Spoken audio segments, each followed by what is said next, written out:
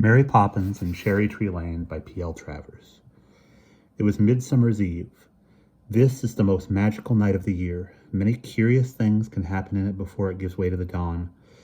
But it was not night yet by any means. The sun, still bright, was dawdling to the west, lazily taking his time about it, as though reluctant to leave the world. He felt that he had done it proud, putting upon it a shine and a polish that would not quickly fade. His own reflection shone back at him from fountains, lakes, and window panes, even from the ripened fruit that hung in the trees of Cherry Tree Lane, a place well known to him. Nothing like sunshine, he flattered himself, as he noted the glitter of the ship's lanterns on either side of the Admiral's gate, the sparkle of the brass knocker on the door of Miss Lark's mansion, the gleam that came from an old tin toy abandoned apparently by its owner in the garden of the smallest house. This, too, was a place well known to him. Not a soul in sight, he thought to himself as he sent his long light over the lane and then across the open space, large and green and blossoming, that spread beside and beyond it. And this, too, he knew well. After all, he had had a hand in its making. For where would they be, tree, grass, and flower, without, as it were, his helping hand, greening the grass, coaxing the leaf from the bare bough, warming the bud into flower? And here, among the lengthening light and shadows, there was a soul in sight. "Who's that down there in the park?" he wondered, as a curious figure went back and forth, blowing a whistle and shouting. Who else could it be but the park keeper? It was no wonder, however, that the sun did not recognize him, for in spite of the heavy heat of June, he was wearing a black felt seafaring hat painted with skull and crossbones. "Obey the rules! Remember the bylaws! All litter to be placed in the baskets!" he bellowed. But nobody took any notice. People went strolling hand in hand, scattering litter as they went, deliberately sauntering on lawns whose notices said "keep off the grass," failing to observe the rules, forgetting all the bylaws. The policeman was marching to and fro, swinging his baton and looking important, as if he thought he owned the earth and expected the earth to be glad of it. Children went up and down on the swings, swooping like evening swallows, and the swallows sang their songs so loudly that nobody heard the park keeper's whistle. Admiral and Mrs. Boom, sharing a bag of peanuts between them and dropping the empty shells as they went, were taking the air in the long walk. "Oh, I'm roaming in the gloaming with my lassie by my side," sang the Admiral, disregarding the signboard's warning, "No hawkers, no musicians." In the rose garden, a tall man in a cricketing cap, a little too small and skimpy for him, was dipping his handkerchief into the fountain and mopping his sunburnt brow. Down by the lake, an elderly gentleman in a hat of folded newspaper stood turning his head this way and that, sniffing the air like a gun dog. "Cooey, Professor!" called Miss Lark, hurrying across the lawn with her dogs, unwillingly dragging behind her, as though they wished they were somewhere else. For Miss Lark, to celebrate Midsummer's Eve, had tied a ribbon upon each head, pink for Willoughby, blue for Andrew, and they felt ashamed and dejected. What, they wondered, would people think? They might be mistaken for poodles. "Professor, I've been waiting for you. You must have lost your way." "Well, that's the way with ways, I suppose. Either you lose them or they lose you. Anyway, you found me, Miss Sparrow. But alas," he fanned himself with his hat, "I find the Sahara Desert a little hot." "You are not in the Sahara, Professor. You are in the park. Don't you remember I invited you to supper?" "Ah, so you did, to Strawberry Street. I hope it will be cooler there for you, me, and your two poodles." Andrew and Willoughby hung their heads. Their worst fears had been realized. No, the address is Cherry Tree Lane, and my name is Lucinda Lark. Do try not to be so forgetful. Ah, there you are, dear friends," she trilled as she spied the booms in the distance. "Where are you off to this beautiful evening?" "Sailing, sailing over the bounding main," sang the Admiral, "and many a stormy wind shall blow till Jack comes home again. Won't it, messmate?" he inquired of his wife. "Yes, dear," muttered Mrs. Boom, "unless you would like to wait till tomorrow. Binnacle is making cottage pie, and there will be apple tart for dinner." "Cottage pie? I can't miss that. Let down the anchor, midshipman. We'll wait for the morning tide." "Yes, dear," Mrs. Boom agreed, But she knew there would be no morning tide. She also knew that the Admiral, although he was always talking about it, would never go to sea again. It was far too far away from land, and it always made him seasick. "Obey the rules! Observe the bylaws!" The park keeper rushed past, blowing his whistle. "Ship ahoy there! Heave to, old salt!" The Admiral seized the park keeper's sleeve. "That's my hat you're wearing, Skipper. I won it in a hand-to-hand fight off the coast of Madagascar. Didn't I, messmate?" he demanded. "If you say so, dear," murmured Mrs. Boom. It was better, she knew, to agree than to argue, but privately she was aware of the facts. That the hat belonged to Binnacle, a retired pirate who kept the Admiral's ship-shaped house as ship-shape as only a pirate could, and moreover that neither he nor her husband had ever clapped eyes on Madagascar. "And I thought I had lost my skull and crossbones. Where did you find it, you son of a sea snake?" "Well, it fell down, sort of, out of the sky," the park keeper shuffled uneasily, "and I put it on by mistake. So as to say, not meaning any harm, Admiral, sir." "Nonsense! You're thinking of cannonballs. Pirate hats don't fall from the sky. Hand it over to Mrs. Boom. She carries all the heavy things while I spy out the land." The Admiral took out his telescope and fixed it to his eye. "But what am I doing to put on my head? But what am I going to put on my head?" the park keeper demanded. "Go to sea, my man, and they'll give you a cap, a white thing, with HMS something on it. You can't have my pirate hat. I need it. For away I'm bound to go across the wild Missouri." The Admiral, singing lustily, dragged his wife and the hat away. The park keeper glanced around anxiously. What if the Lord Mayor came along and found him with his head uncovered? He dared not think of the consequences. If only the long day were over. If only all these crowding people, lolling and strolling hand in hand, would go home to their suppers. Then he could lock the park gates and slip away into the dark where his lack of cap would not be noticed. If only the sun would go down. But the sun still lingered. No one went home. They merely opened paper bags, took out cakes and sandwiches, and threw the bags on the grass. "You'd think they owned the park," said the park keeper, who thought he owned it himself. More people streamed through the main gate, 2 by 2, choosing balloons or 2 by 2 from Mudge's fairground, buying ice cream from the ice cream man, each one holding the other's hand as the falling sun threw their long shadows before them on the lawns. And then, through the lane gate, came another shadow that proceeded through the 2 pillars, a small but formal procession, a perambulator packed with toys and children. At one side, a girl who carried a basket, at the other, a boy in a sailor suit with a string bag swinging from his hand. Basket and bag were both well stocked, as though for some lengthy excursion, and pushing the perambulator was an upright figure with bright pink cheeks, bright blue eyes, and a turned-up nose. A figure that to the park keeper was only too familiar. "Oh, no," he muttered to himself. "Not at this hour, for heaven's sake. What's she doing setting out when she ought to be going home?" He crossed the lawn and accosted the group. "Late, aren't you?" he inquired, trying as far as he could to look friendly. If he had been some kind of dog, his tail would have given a modest wag. "Late for what?" Mary Poppins demanded, looking right through the park keeper as though he were a window. He quailed visibly. "Well, what I meant to say was you're sort of upside down, so to speak." The blue eyes grew a shade bluer. He could see he had offended her. "Are you accusing me," she inquired, "a well-brought-up, respectable person, of standing on my head?" No, of course not. Not on your head. Not like an acrobat. Nothing like that." The park keeper, thoroughly muddled, was now afraid that he himself was the one who was upside down. "It's just that it's sort of late in the day, the time when you're usually coming back. Tea in bed and that sort of thing. And here you are, sallying forth as though you were off on a jaunt." He eyed the bulging bag and basket. "With all and sundry, so to speak." We are.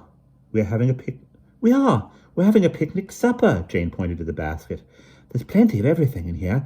You never know when a friend will appear, so Mary Poppins says." "And we're staying for hours and hours," said Michael, swinging his bag. "A supper picnic?" The park keeper winced. He had never heard of such a thing, and was it even permitted, he wondered? His list of bylaws raced through his head, and he promptly gave it tongue. "Observe the rules," he warned the group. "All litter to be placed in the proper containers. No eggshells left lying about the grass. Are we cuckoos? Demanded Mary Poppins, to be scattering eggs in every direction? I meant hard-boiled, said the park keeper. There never was a picnic ever that didn't have hard-boiled eggs. And where are you going, might I ask? If the picnic was to be in the park, he felt he had a right to know.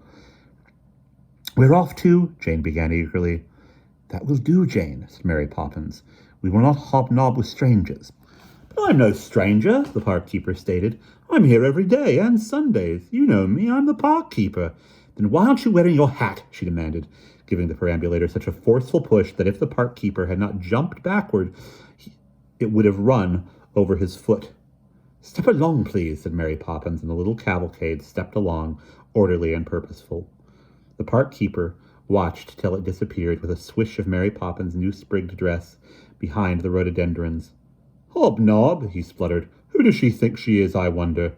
There was no one at hand to answer that question, and the park keeper dismissed it. Uppity, that's what she was, he thought, and no great bargain to look at either. She could go where she liked for all he cared. The long walk led to all sorts of places, the zoo, St. Paul's, even the river. It might be any of them. Well, he couldn't patrol the whole of London. His job was to see to the park. So ready for any misadventure, he cast a vigilant eye about him. Hey, you! He shouted warningly at the tall man who had washed his face in the fountain, bent down to smell a rose, and picked it. No picking flowers allowed in the park. Obey the rules. Remember the bylaws. I could hardly forget them, the tall man answered, considering I was the one who made them. Ha ha! You made them. Very funny. The park keeper laughed a mirthless laugh. Well, some of them, I admit, are funny. They often make me chuckle, but have you forgotten it's Midsummer's Eve? Nobody keeps the bylaws tonight, and I, myself, don't have to keep them, now or at any time. Oh, no? And who do you fancy you are, then? One doesn't fancy, one just knows that kind of thing. One can't forget, I'm the Prime Minister. The park keeper flung back his head and guffawed. Not in that silly cap, you're not. Prime Ministers wear black shiny hats and white stripes down their trousers. Well, I've been having a game of cricket. I know it's too small, I've grown out of it. But you can't wear a top hat when you're batting, or bowling for that matter. I see. And now you've had your little game, you're off to visit the king, I suppose? The park keeper was sarcastic. Well, as a matter of fact, I am. An important letter arrived from the palace as I was leaving home. Now, where did I put the wretched thing? Drat these skimpy flannel pockets. Not in this one, not in that. Can I have lost it? Ah, now I remember. He wrenched off the offending cap and took from within it an envelope sealed with a large gold crown. Dear Prime Minister, he read out, if you have nothing better to do, please come over to dinner. Lobster, trifle, sardines on toast. I am thinking of making a few new laws and would be so glad of a chat. There, what did I tell you? And tonight of all nights, one never gets a moment's peace. I don't mind the chat, that's part of my job.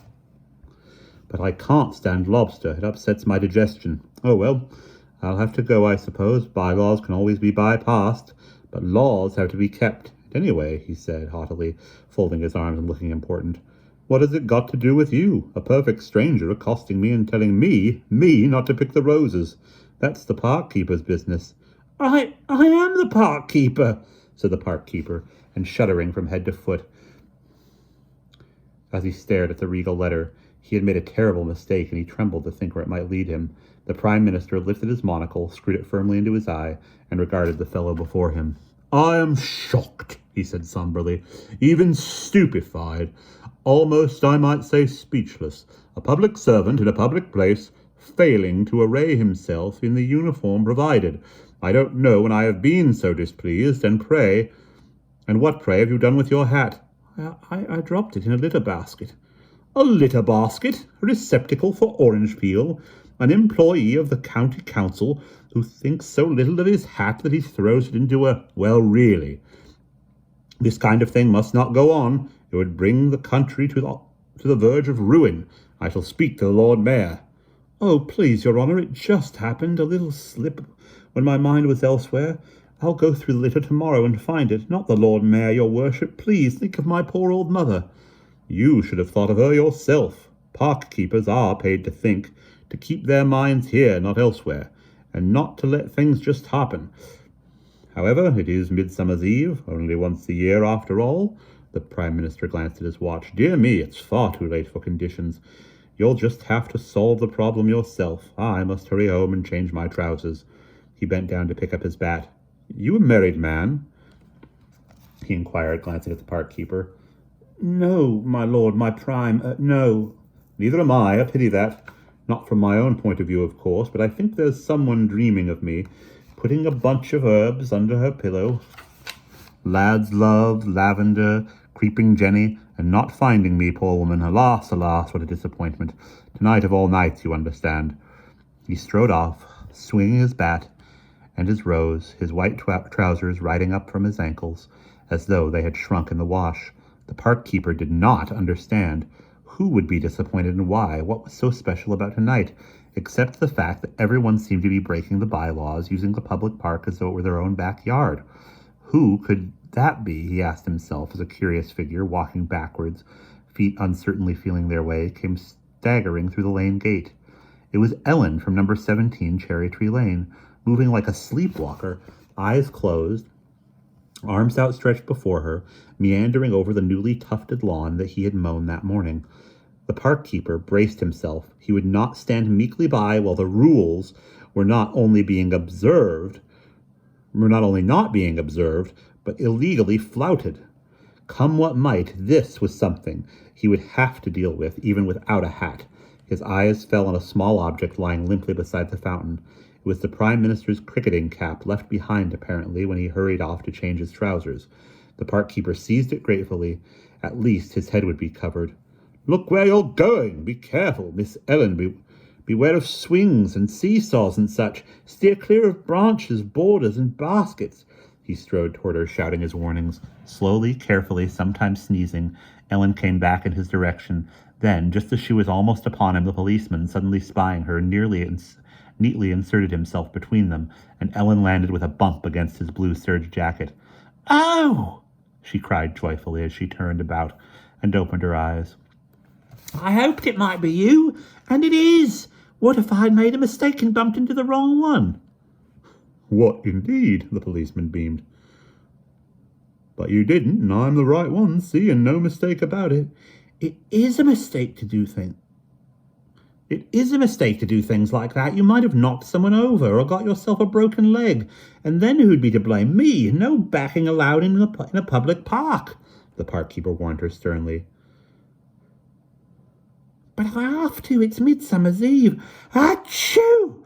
And if you walk backward on Midsummer's Eve after putting a herb or two under your pillow, marjoram, sweet basil, no matter what, you'll back into your own true love as sure as nuts are nuts.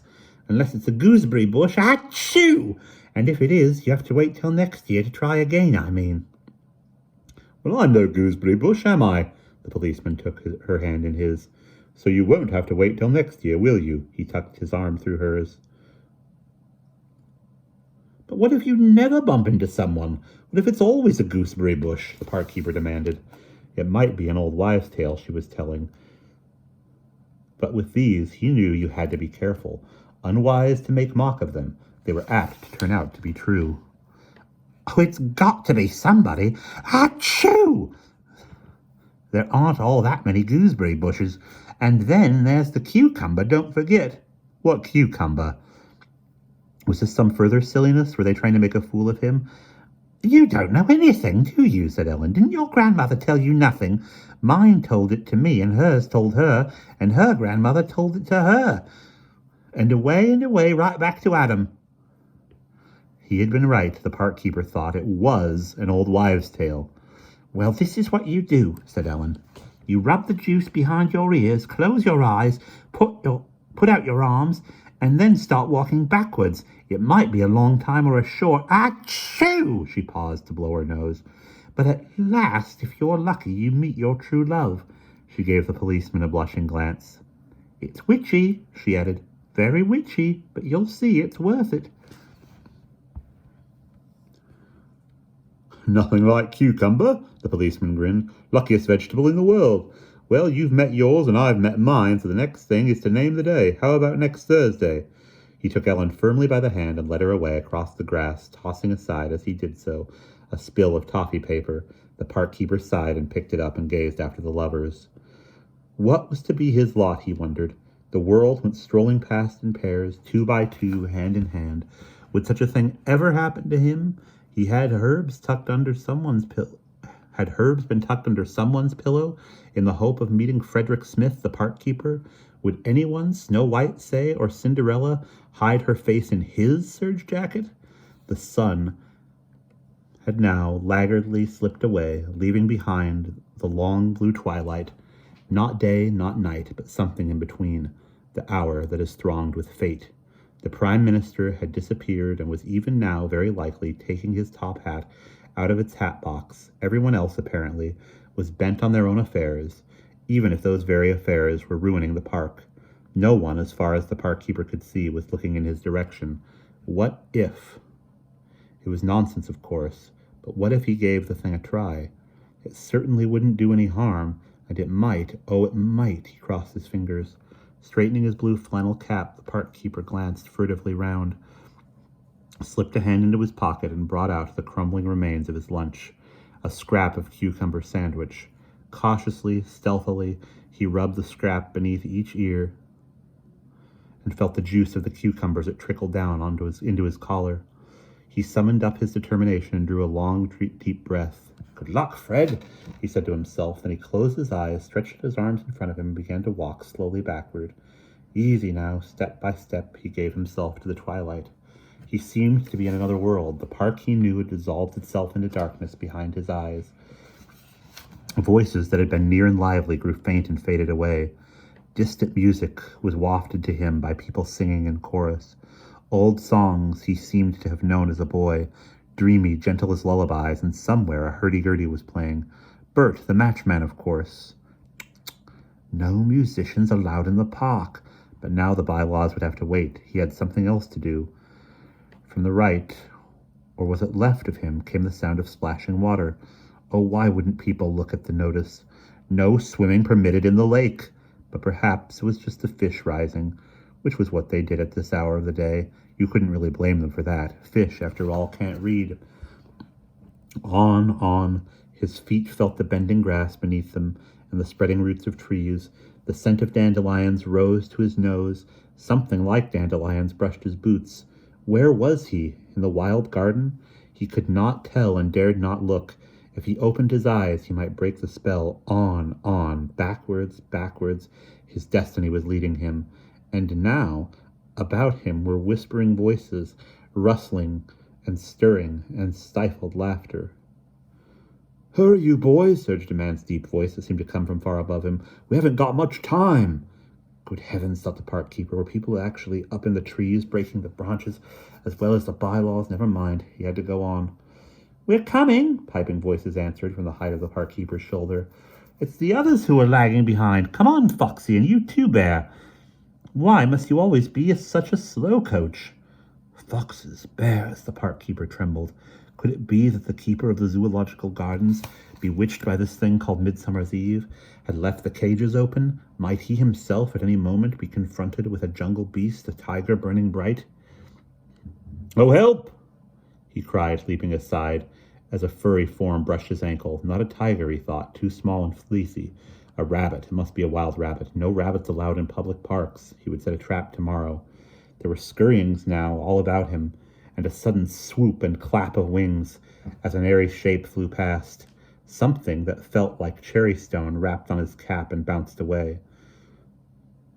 It was as though it had been spat out by someone much taller than himself, imagining him, the park keeper, to be a litter basket.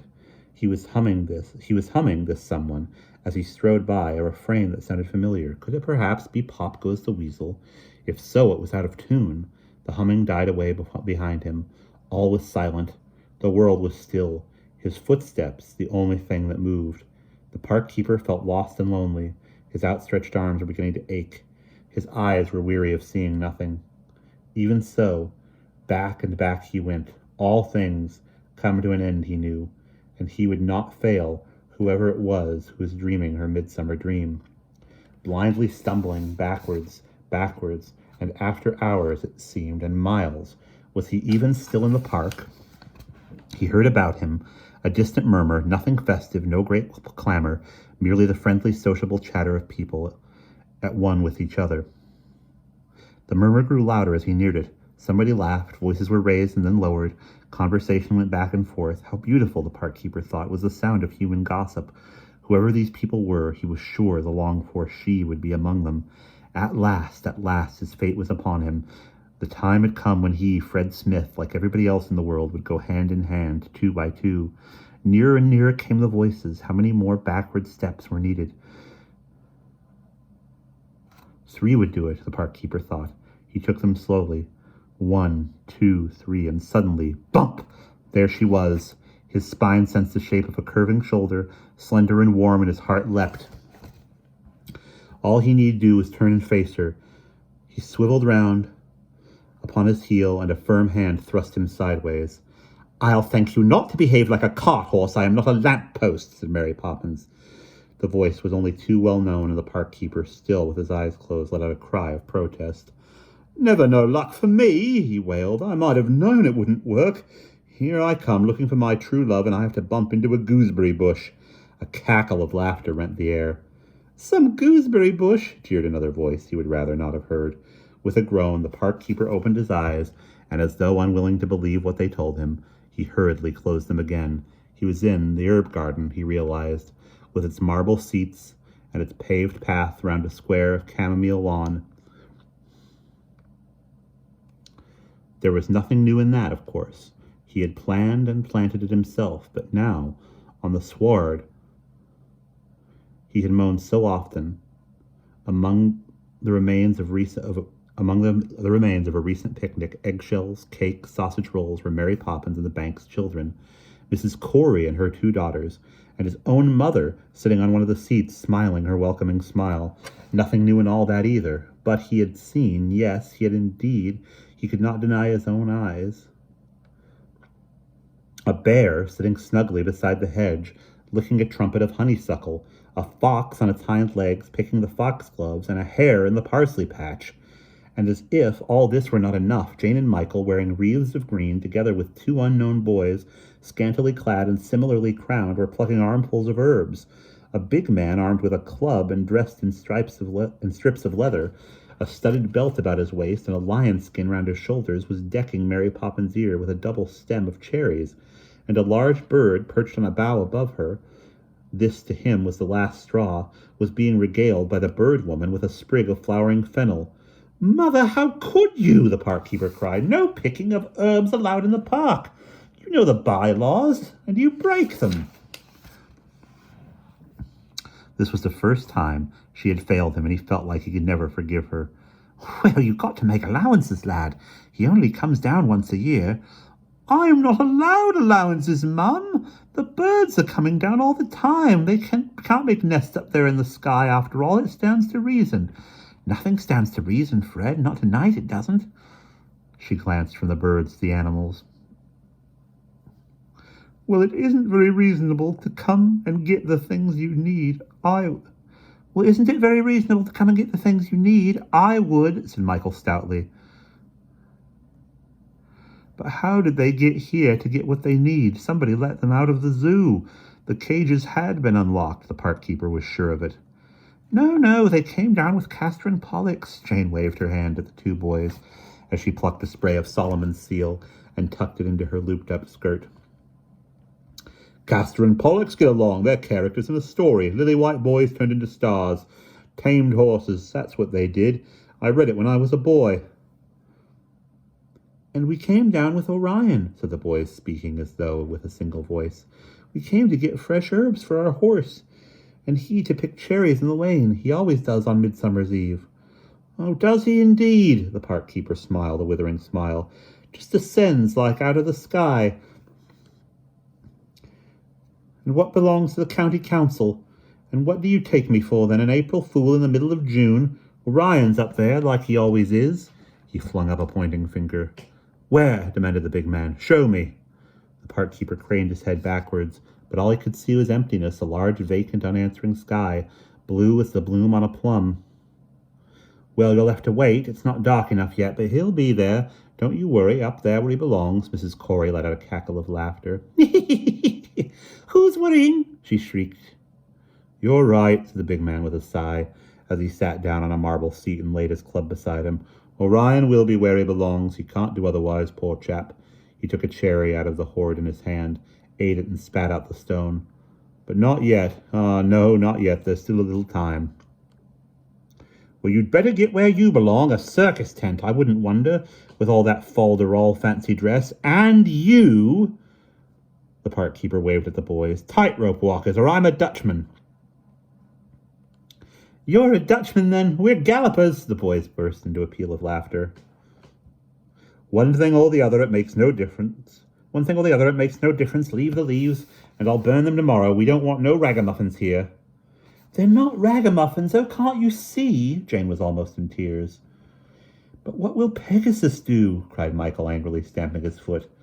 They wanted a meal of colt's foot for him, so I gathered it. I don't want it burnt. He hugged the herb-filled string bag to him, determined to defy the bylaws. Pegasus, scoffed the park keeper. He's another one of them taradiddles. You learn about them when you're at school, astronomy for boys and girls, constellations, comets and such. But whoever saw a horse with wings? He's just a bunch of stars, that's all. And Vulpecula, and Ursa Minor, and Lepus, all that lot. What important names, the two boys giggled. We call them Foxy and Bear and Hare. Call them anything you like, just get them out of here. The three of you, and take your circus beasts along, or I'll go to the zoo and find the keeper and have them put behind bars. If a gooseberry bush may make a remark, Mary Poppins broke in. You did say gooseberry bush, I believe, she said with icy politeness. The park keeper quailed before her glance. It was just, kind of a manner of speaking, and gooseberry bush is no libel. It's just sort of a spiky shrub, and anyway, put it in a nutshell, why shouldn't he speak his mind, he thought. It isn't as though you're the Queen of Sheba. The big man sprang from the marble seat. Who says she's not? He demanded sternly, and the lion skin stiffened on his shoulder, the head showing its fangs. The park keeper hurriedly took a step backward. Well, no one can say she is, can they? What with turned-up nose and turned-out feet and a knob of hair and...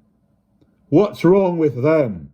The big man glowered, reaching for the club at his side and looming over the park keeper, who hurriedly took another step backward. Majestically, a pink and white statue, Mary Poppins inserted herself between them. If you're looking for the keeper of the zoological gardens, he is not in the zoo, he is in the lake. In the lake? The park keeper stared at her aghast. Drowned? He whispered, pale as a lily. Oh, alas, alas. Paddling with the Lord Mayor and 2 aldermen, fishing for tiddlers to put in a jam jar. Jam jar? The Lord Mayor? Oh, no, not tiddlers. It's against the bylaws. Isn't anyone observing the rules? The park keeper cried in despair. The world, as he knew it, had fallen apart. Now where was the lawful authority that he had always served? To whom could he turn for reassurance? The policeman? No, he was off with Ellen. The Lord Mayor, oh horrors, was in the lake. The Prime Minister was closeted with the King, and he himself, the park keeper, important though he undoubtedly was, must carry the burden alone. Why should it all depend on me? He flung his arms wide with the question. All right. I took off a bit of time, which is owed me. After all, it wasn't much to ask, he lamented. Only to find my own true love. Curly locks, I suppose, or Rapunzel? Mrs. Corey chuckled. You'll find they're suited, I'm afraid, but I've got a couple of saucy girls. Fanny and Danny, take your pick, and I'll throw in a pound of tea. The park keeper put the suggestion aside as being beneath his notice. To find my true love, he repeated, and all in it placed in the proper baskets, no stealing of herbs from here, nor cherries from the lane, no one pretending to be what they're not. He waved at the intruders, and everyone keeping the bylaws. If you ask me, that's a lot to ask. The big man looked at him sternly. True loves don't grow on trees, you know. Or gooseberry bushes, Mary Poppins put in.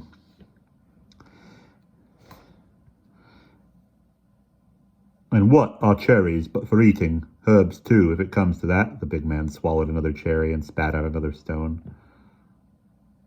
But you can't just pick them because you want them, the park keeper was scandalized. Why else? Inquired the big man mildly. If we didn't want them, we wouldn't take them. Because you've got to think of others, the park keeper, who seldom thought of others himself, was quick to deliver his sermon. That's why we have the bylaws, see?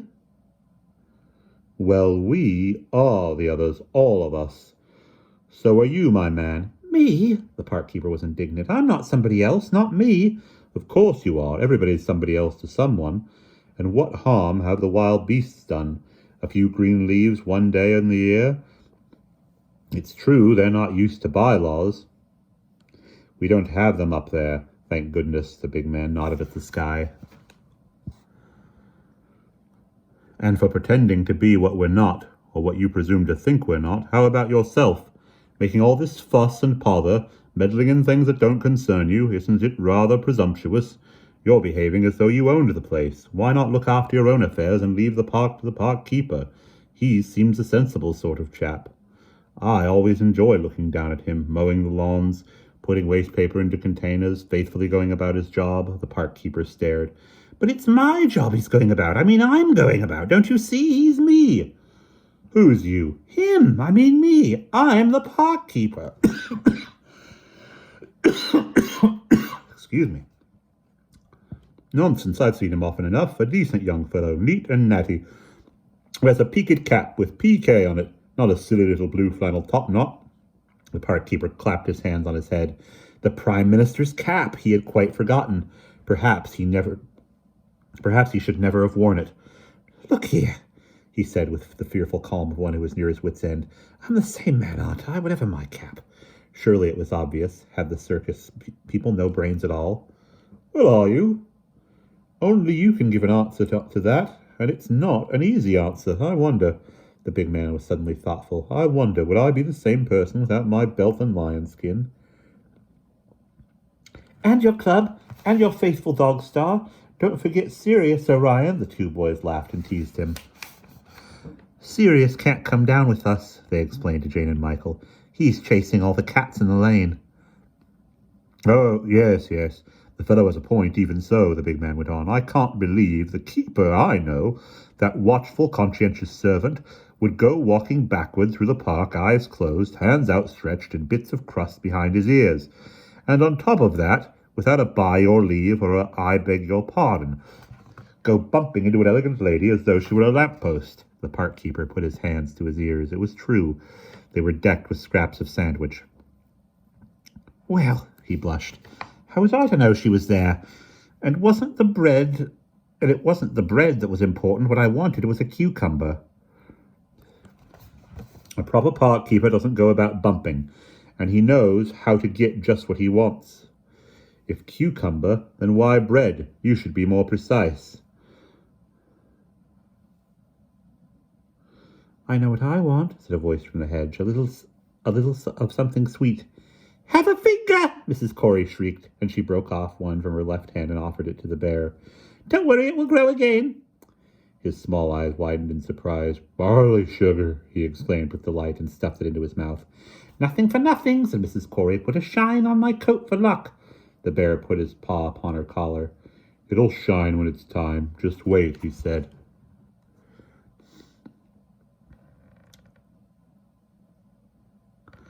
What I want is a pair of gloves. I'm going to a party tonight, and I like to look well dressed. The fox prinked and pranced beside the foxgloves as he tried on flower after flower. Parsley, said the hare from the parsley patch. For his rheumatism, the big man explained. It's often cold up there and draughty, and parsley is good for it. Coo-roo, coo-roo, the great bird crooned as he munched his fennel. I do like a herb or two, don't you? The park keeper's eyes, as large as soup plates, swiveled in all directions. Had he seen? Had he heard? A finger turned into barley sugar? Animals speaking in human voices? No, of course he hadn't. Yes, he had. Was it a dream? Had he gone mad? It's the cucumber, he cried wildly. I shouldn't have done it. Not behind the ears. She said it would be witchy, and it is. But whether it's worth it, I'm not sure. Maybe I'm not the park keeper. Maybe I am somebody else. Everybody's head over heels tonight. I don't know nothing, not any more. And snatching the cricket cap from his head, he flung himself sobbing across the lawn and buried his face in his mother's skirt. She smoothed his ruffled hair with her hand. Don't take on so vainly, Fred. It'll come right, you'll see. The big man regarded him broodingly. A sprig of heartsease or lemon balm, either of them would be soothing. Probably needs a rest from himself, whoever he is, poor chap. I even get tired of being Orion. He sighed and shook his head. We don't need a rest from ourselves, do we? Castor and Pollock exchanged a grin. Well, that's because you've got each other, but it's often lonely away up there. I never get tired of being myself. I like being Michael Banks, said Michael. And so does Mary Poppins. I mean, she likes being Mary Poppins, don't you, Mary Poppins? Who else would I want to be, pray? She gave him one of her haughty looks. The very idea was absurd. Ah, well, but you're the great exception. We can't all be like you, can we? Orion gave her a sidelong glance and picked out another pair of cherries. That's for your other ear, my dear. I've no complaints, the bear bumbled. I like showing sailors the way home. I'm going to be a sailor, said Michael. Aunt Flossie sent me the suit for my birthday. Well, you'll need the star on my tail to guide you. I am always there. Not if I have Mary Poppins' compass. I can go right round the world with that, and she can stay here and look after my children. Thank you, Michael Banks. I'm sure I've nothing better to do than that. She gave a loud affronted sniff. I'll be sorry for myself. Come to the party. There's something better. Me in my beautiful foxgloves and you in your new pink dress. The fox danced on his hind legs and held up his fox-gloved paws. The handsome Mr. Vulpecula, arm in arm with Miss Mary Poppins. Handsome is as handsome does. Mary Poppins, with a toss of her head, tossed aside the invitation. There's poison in foxgloves, said Michael glibly. Mary Poppins never let us wear them in case we happen to lick our fingers and then have to go to bed and be sick. Foxes do not lick their paws, nothing so vulgar, said the fox. They merely wash them in the evening dew. Parsley, said a voice from the parsley patch, with a coughing, choking sound. Orion sprang from his marble seat. Be careful, Lepus, don't eat it. Spit it out, whatever it is. Oh, that's better. That's a good hair. He fosked among the curling fronds and held up a shiny circular object. A half-crown piece. By all that's lucky, and he nearly swallowed it. The four children clustered about it, gazing greedily at the coin. What will you spend it on? Jane asked. How could I spend it? There's nothing to buy. There are no ice cream carts in the sky, no peppermint horses, no balloons, not even, he glanced at Mrs. Corey, not even a gingerbread star. Well, what is up there? Nothing but nothing? Michael found that hard to believe. Just space, Orion shrugged his shoulders, though you can't exactly say space is nothing. And there's lots of room, said Castor and Pollux. Pegasus gallops everywhere, and we take in turns to ride him. Michael felt a twinge of envy. He wished he could ride a horse through the sky. Room? Who wants room? Orion grumbled. Down here you have no room at all. Everything's close to something else. Houses leaning against each other, trees and bushes crowding together, pennies and half-pennies clinking in pockets, friends and neighbors always at hand, someone to talk to, someone to listen. Ah, well, he sighed, each to his fate. He tossed the silver coin in the air. Tails up, you can have it. Or tails up, you too can have it, he nodded at Jane and Michael. Heads up, I keep it myself. Down came the coin in his outstretched palm. Heads it is! Hooray! He cried. If I can't spend it, at least I can wear it. Like a bit of bric-a-brac. He pressed the half-crown against his belt in line with the 3 studs already there. How does it look? Too flimsy? Too vulgar? Oh, it's lovely! All 4 children exclaimed. Neat enough, said Mary Poppins. You'll need to keep it polished. Gingerbreadish, I'd say, giggled Mrs. Corey. A souvenir to remember us by. Souvenir? Orion growled. As if I needed reminding. He's right, he doesn't, said Castor and Pollux. He pines all year for Midsummer's Eve. This is our one night of magic, and the park and the cherries and the music. Don't you have music up there? Asked Jane. Well, said Orion, the morning stars sing together, of course. Same old plain song, day and night, but none of your cheerful, homely things. Polly Wolly Doodles, Skip to Maloo, Pop Goes the Weasel, what you call it, all that stuff. Listen, they're singing down by the lake. Don't tell me, ah, yes, green, green, grow the rushes, oh. He hummed a line of the song. He can't sing in tune, the two boys whispered, but he doesn't know it, and when we don't tell him.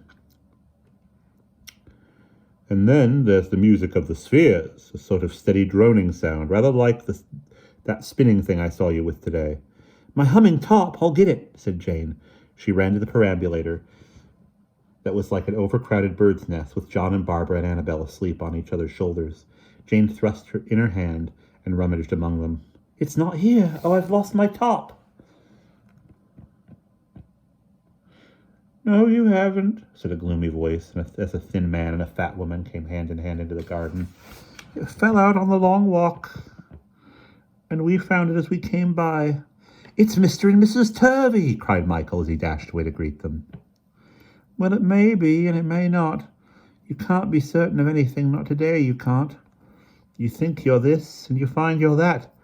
You want to hurry, so you crawl like a snail, the thin man gave a doleful sigh. Ah, Cousin Arthur, Mary Poppins protested, it's not your second Monday, not one of your upside-down days. I'm afraid it is, Mary, my dear, and tonight of all nights when I want to go looking for my own true love, just like everyone else. But you've already found her, Arthur, Mrs. Turvey reminded him. So you say, Topsy, and I'd like to believe it, but nothing sure on the second Monday. You'll be sure tomorrow. Tomorrow's Tuesday. And what if tomorrow never comes? It would be just like it to stay away, Mr. Turvey was unconvinced. Well, here's your top, and much good may it do you. He turned aside, wiping an eye as Jane set the colored top on the path. Not yet, Orion cried, suddenly cupping his hand to his ear. From somewhere among the surrounding trees, a bird gave a quick, inquiring chirp that was followed by a rush of half notes, not so much song as a series of kisses. A nightingale's turning up. Oh, glory! Orion's face was alight with joy. It belongs to Mr. Twiggly, said Michael. It's the only one in the park. Some people have all the luck to own a nightingale. Think of it. Come on, my lovely boy. Spin your humming top, Jane. He'll out-sing it, to be sure. The four children fell on the shining toy, shouldering each other aside, arguing, complaining. I'll start it. No, you won't. It's mine. Me, they all shouted. Is this a herb garden or a bear pit? Demanded Mary Poppins.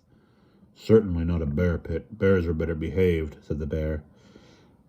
But Mary Poppins, it's not fair, Catherine Pollux protested. We haven't got a top up there. They might give us a chance. Well, we haven't got a flying horse, Jane and Michael were equally indignant. Mary Poppins folded her arms and favored them all with her fierce blue glance. Hooligans, the lot of you, she said. You haven't got this and you haven't got that. Tops or horses. Take what you're given. Nobody has everything. And in spite, or perhaps because of her fierceness that embraced them all equally, their anger melted away. Catherine Pollux sat back on their heels. Not even you, Mary Poppins, they teased her, with your new pink dress and your daisy hat. And your carpet bag and your parrot umbrella. Jane and Michael joined in. She preened a little at the compliment as she gave her characteristic sniff. That's as may be, she retorted, and no affair of yours either. I will start the top myself. She stooped to seize the handle and pumped it briskly up and down. Slowly the top began to turn, and as it turned, it hummed, faintly at first, but gradually, as it gathered speed, the sound became one long, deep note, filling the herb garden with its music, a bee-like humming and drumming. A ring, make a ring, cried Catherine Pollux. The grand chain, everyone. And at once they all came into a circle, formally moving round the top as the earth moves round the sun, right hand to right hand, left hand to left, and Bear with his sugar stick in his mouth, the fox dapper in his foxgloves, the hare nibbling a sprig of parsley. Round and round, hand to hand, Mary Poppins and the two Banks children, Mrs. Corey, her daughters, and the bird woman, Mr. Turvey dragging his feet, Mrs. Turvey dancing. Round and round, hand in hand, Orion girt with his lion skin, Pollux with his tunic full of herbs, and Michael's string bag bursting with colt's foot slung about Castor's neck, round and round, each hand taking the hand of each, and the big bird flying among them. The top spun, and the circle spun round it, and the park round the circle, the earth round the park, and the darkening sky round the earth. The nightingale, now the night was come, came to the full of his song. Jug, jug, jug, taroo, it went over and over from the elder tree, out-singing the hum of the top. The song would never be done, it seemed, and the top would never stop spinning. The circle of humans and constellations would go on turning forever.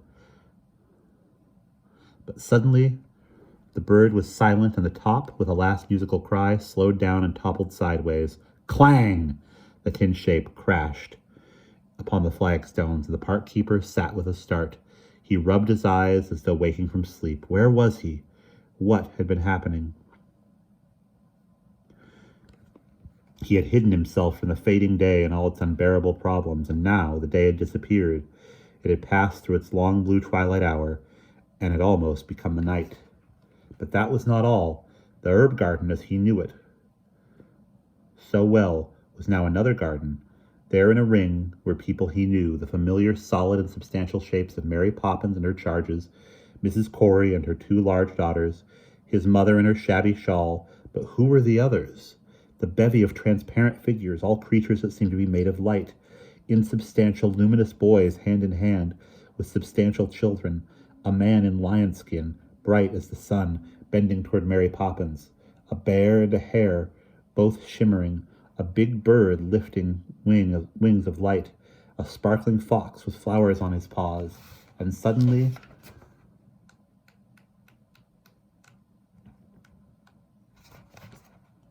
like a man who has lost and regained his senses, the park keeper understood.